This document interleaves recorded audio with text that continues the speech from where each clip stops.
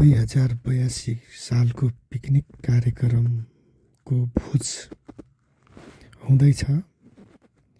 यो भोजमा गोरखपुरमा खेलिएको पिकनिकका भोलि कार्यक्रमको रमाइलो यादगार क्षणहरू पलहरू सधैँ रहन्छन् भनेर बनाइएको यो सम्झना स्वरूप यो भिडियो तपाईहरुलाई कस्तो लागेको छ हेरिदिनु होला।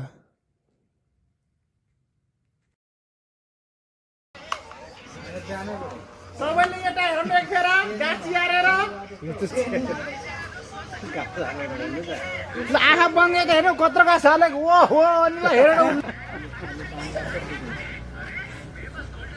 आराम से खाने को तेजी में खा सकते आराम से रहे आराम से यार इन्हीं कभी नहीं सुनाई दे रहा है।